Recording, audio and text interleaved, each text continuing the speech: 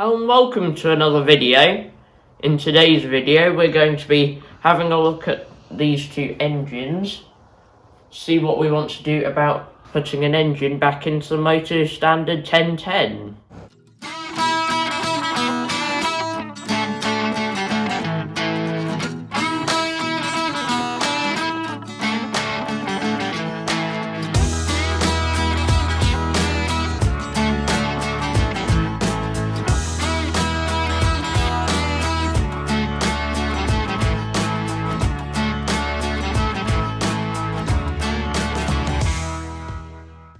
You may recall from back when we started the Motostandard project, quite a long time ago now, that this was the engine we pulled out of it, which the cover says it's an 8 horsepower Briggs and Stratton engine, which this isn't the original engine from the tractor, we don't think, but it was swapped in, and we believe that this is toast, which is why we pulled it out. And a while ago, when we thought this was toast and thought, oh, eventually we'll get to this project, we bought this engine, which I can't fully remember whether we thought this was working or not. However, now we haven't a clue what the status of it is. So what we're going to do today is see what we can do about it. First things we're going to do is take this bracket off that's mounted to the bottom of the engine to see if the original engine mounts line up to the ones on this engine, to see if it'll actually fit in the tractor, because otherwise it might be a bit problematic. And also take the pulley off the bottom and see what the pulley shaft size is, see if it's the same as the other engine that was in the Motostandard, and then we can actually put the Motostandard pulley or belt pulley onto this one, and then from there we'll see if we can get it working. So we're going to take the plate off first, and each of the bolts seem to have a 1/2 inch bolt, but then a different size nut on each thing. Like this is some strange size. This one's got a weird spacer, and they all appear to be different, so I'm just going to use an adjustable for the back and put the impact on the front and take these off. Like so, and as we're going around to each of them, we'll do the rest of them off camera, because for the final ones we'll have to lift up the engine and take the plate off at the same time, so we'll come back to you once we've done that. Now we've taken off the plate from the bottom of the new engine, and to try and see if the holes will line up to the new, or the mounting holes on the new engine will line up with the chassis, we're going to use the holes on this plate against the old engine, see if they line up, and not sure how well I'm going to get this first try on video. However, you can pretty much see there that the lines, or the holes, do line up. So we are pretty confident that this new engine will go in the Motostandard, which is first positive of the day. Now we need to see if this pulley is going to fit on this engine. Now on to taking the pulley off, which appears to be a bit of a mix of metric and imperial, because in there's a 9/16 bolt I need to take out, and then on here there are metric rub screws, probably because the bolt goes onto the crankshaft of the American engine, and the grub screws are from the pulley from the German tractor. Therefore, that is a reason for the mismatch, I would imagine. So I'll just take this off, and that's come off nicely. Now I'll just loosen these off a bit.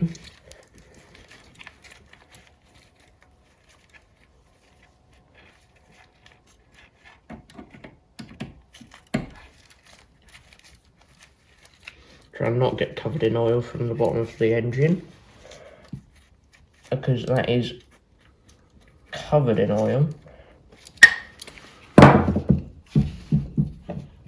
That was wishful thinking. hoping that that would come off on its own. So I'll get a puller and then we can get that off. Now I have the puller attached and we'll see how easily it comes off. That does actually appear to be moving quite quickly, so I think I might just speed this up a bit for you.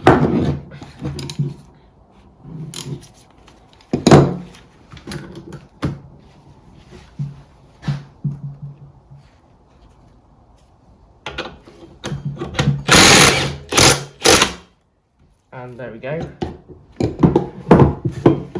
That is the pulley off the old engine now.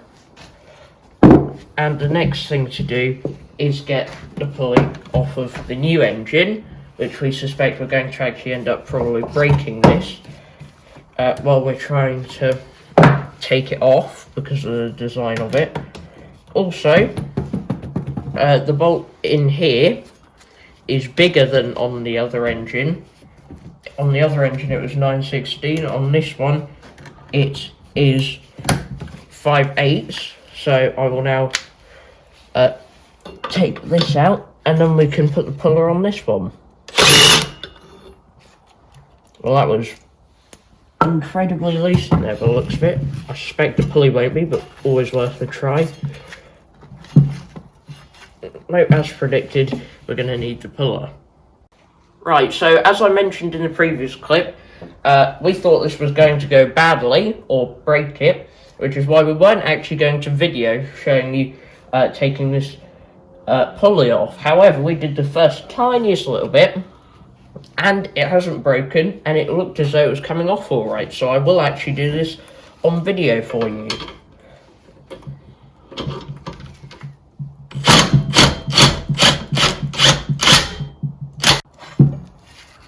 That went well, and the woodruff key is in there. Now, moment of truth, time to size this up. And I think that is the right size, so that is very good, very helpful. Also, something that we did notice is on this engine, which although it's got the cowling for an 8 horsepower, we think it is 6 horsepower, it appears that originally this shaft wasn't actually the right size, but the cameraman made up this sleeve to go over it so that it would work with the Motostandard pulley on it.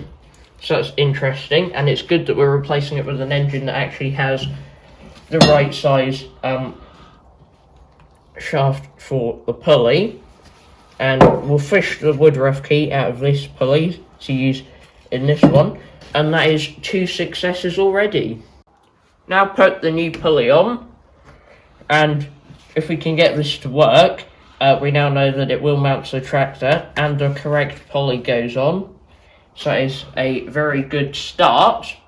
However, what we're now going to do, as if by magic, is get rid of that engine, have a bit of a tidy up, position things better, and then we can have a look at this engine to see what it needs to get it running. Quite a while later now, and we've got the engine the right way up after having a bit of a clear up as well. And the next thing we wanted to check was whether this had a spark or not, and we got a bit confused with the different wires and we're trying to find out how to hook it up correctly. However, we think we've got it now. We've got the high tension cable going to an spark tester, then that's connected up to the earth cable then going to the earth on this battery that we've placed here. Then you've got the starter motor cable there going around with a bit of a dodgy connection there onto another wire to go onto here, and I'm going to hold this against the battery terminal. This should turn over the engine, which we've checked. There shouldn't be any problem with turning the engine over, and then we will see if it has a spark or not. So the cameraman will let you see the spark plug tester, and here we go.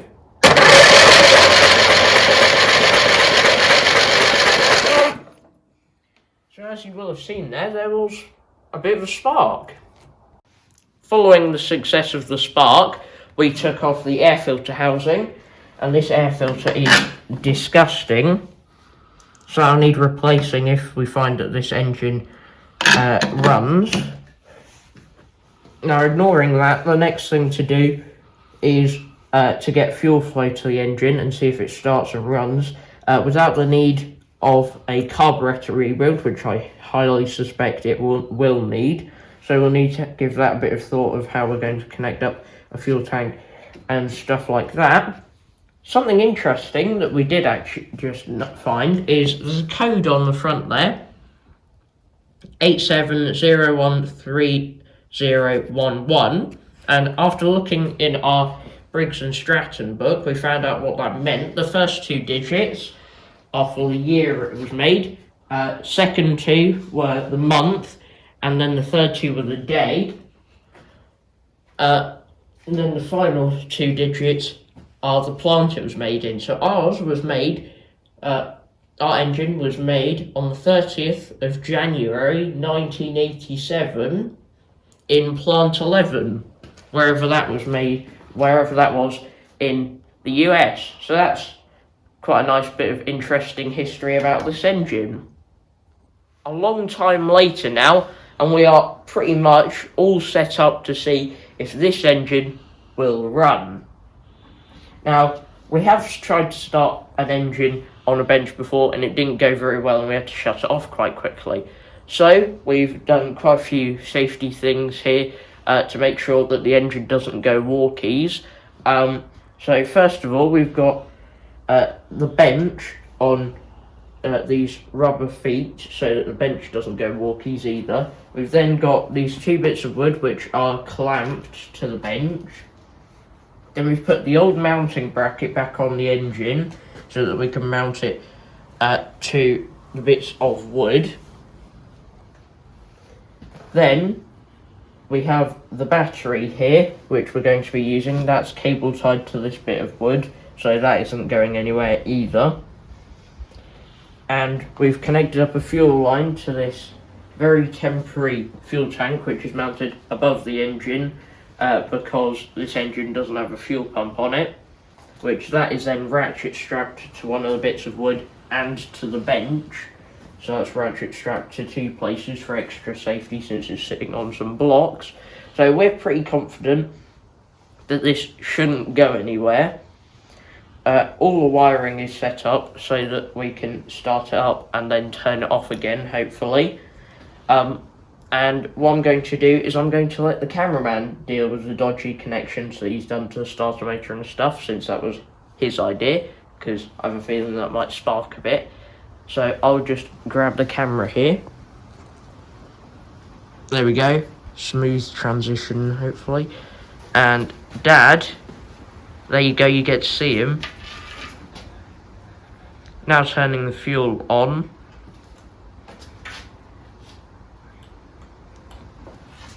And time to see if it will start.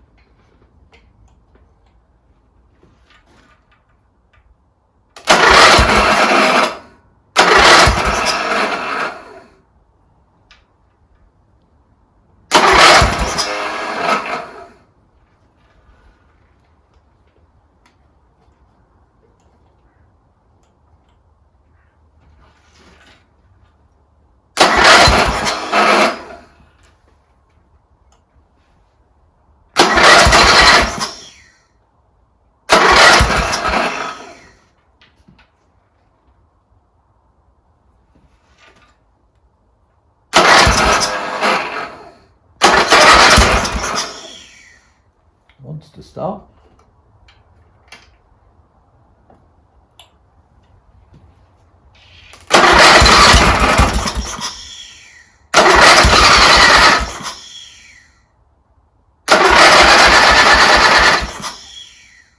Oh, that's getting hot.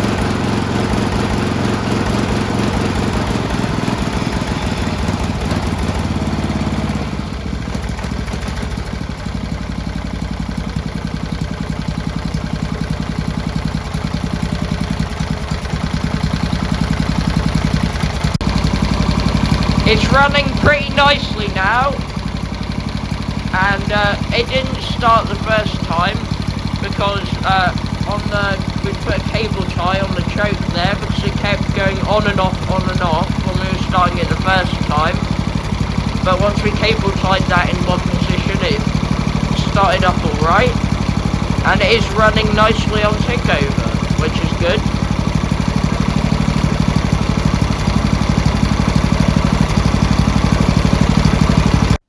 We're very happy with how this engine ran. Didn't smoke at all or anything like that. You will have seen, as I just pointed out, not sure if you could hear over the engine, but we put this cable tie on here to stop the choke moving around, because that was not helping with starting up at all. Now, something else you might have noticed the light pointing to is the massive fuel down here, because the carburetor does have a bit of a fuel leak. Well, a bit more than a bit, but as you can see. So that is one thing that we'll have to do to this engine, is fix that. Speaking of which, we do have a bit of a list of things we're going to buy for this engine, one of it which being a carburetor rebuild kit to sort that out. Also, we're going to get a new air filter because, as we showed you earlier, the current air filter is disgusting. We're also going to buy some basic maintenance things like a new spark plug, new oil so we can do an oil change and stuff like that will just make it run nicer. Also, something we'll need to sort for when we're putting this engine in the Motostandard again is a fuel tank, because this engine would have been in a bit of equipment that had a remote fuel tank like this, where it's mounted to the equipment, not the tractor, whereas the Motostandard was designed to run with the Briggs & Stratton fuel tank that would be mounted on this side of the engine rather than mounted to the tractor. So what we're probably going to have to do is get the one off this engine and put it onto that one so that it works in the Motostandard. And we might also transfer this extended oil fill thing over as well, because that is quite helpful. And we'll also have to work out if we can get the brackets for the fuel tank off this one to fit on that one. So that's another job to do. However, that is good progress towards getting the Motostandard working, knowing that that engine will fit in it, works with the pulleys, and the engine runs. But now that means that this engine is free, and another UK YouTuber said a while back that he wanted an engine for a YouTube project to get an engine working. So and we offered you an engine, and this was the engine that we offered you, and it is definitely available now that we know that the other one is working. So if you're still interested, please let us know. But that's it for this video. Thanks for watching, and I'll see you in the next one. Bye.